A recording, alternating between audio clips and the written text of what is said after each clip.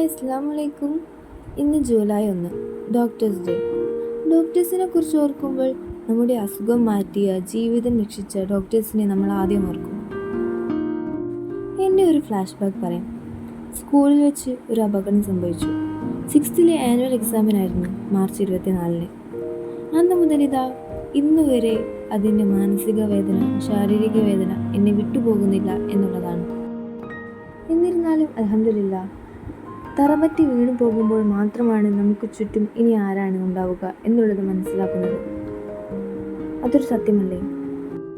ജീവൻ്റെയും ജീവിതത്തിൻ്റെയും വില എന്തെന്നറിയാൻ ഞാനിതാ ജീവിച്ചിരിക്കുന്നു. ദൈവത്തിന് സ്തുതി.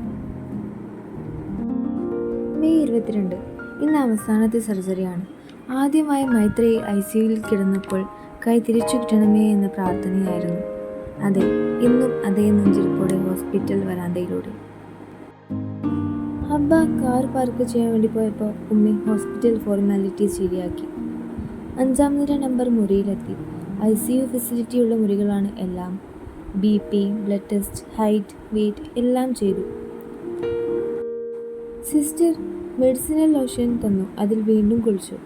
ഇന്നലെ രാത്രി ഭക്ഷണം കഴിച്ചാണ്. ഇപ്പോൾ 8:30 വിശക്കുന്നുണ്ട്. 9:30 ആയപ്പോൾ സർജറി ഡ്രസ് ചെയ്ത് ബെഡിൽ തന്നെ തിയേറ്ററിലേക്ക് പോയി. റൂമിലെ വെള്ള വെളിച്ചം കണ്ണിനെ അലോസരപ്പെടുത്തി. ഉമ്മയും ഹബയും കുഞ്ഞും കൂടെയുണ്ട്. തിയേറ്ററിൽ ഡോക്ടേഴ്സും സിസ്റ്റേഴ്സും അടങ്ങിയ 10 പേരെങ്കിലും ഉണ്ട്.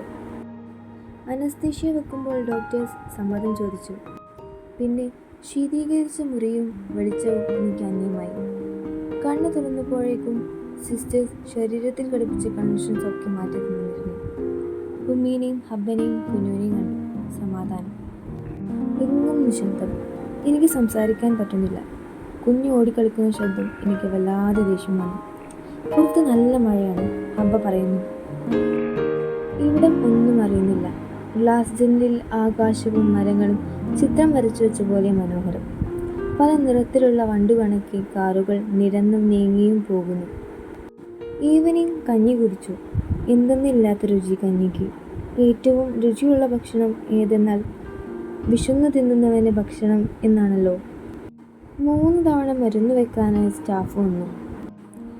മുറിയിലെ സോഫയിൽ കുഞ്ഞുവും ഉമ്മയും ഉറങ്ങി. 2 തവണ മരുന്ന് മാറ്റി വെക്കാൻ സിസ്റ്റേഴ്സ് മുറിയിലെത്തിയിരുന്നു. ഇവിടം വൃത്തിയുള്ള മനോഹരമായ ഹോസ്പിറ്റലാണ്. എല്ലാ ഹോസ്പിറ്റലിലും ഇത്ര ക്ലീനും ഫീസ് കുറഞ്ഞ നിരക്കും ആയിരുന്നെങ്കിൽ എന്ന് ഞാൻ ചിന്തിച്ചു. തിരിച്ചെത്തി ഫുഡ് കഴിച്ചപ്പോഴേക്കും ഡോക്ടേഴ്സ് എത്തി. ആദ്യം senior plastic surgeon Abraham G. Thomas. ശേഷം ഹാൻഡ് സർജൻ ഗോപാലകൃഷ്ണൻ ഡോക്ടർ വന്നു. കാര്യങ്ങളെല്ലാം ചോദിച്ചറിഞ്ഞു. ഇന്ന് പോകാമെന്നും പറഞ്ഞു. വേദനയിൽ ഞാൻ ഉറങ്ങിപ്പോയി. കണ്ണു തുറക്കുമ്പോൾ കുഞ്ഞു അടുത്തു കിടക്കുന്നു. സ്റ്റിച്ച് കണ്ടതുകൊണ്ടാവാം അവൻ എന്നോട് വല്ലാത്ത സ്നേഹം. കയ്യിലുള്ള ബിസ്ക്കറ്റ് എനിക്ക് തന്നു. റൂമിലെ TVയിൽ പഴയ സിനിമ. കുഞ്ഞു ചാനൽ മാറ്റാനും ഓഫാക്കാനും എല്ലാം പഠിച്ചിരുന്നു.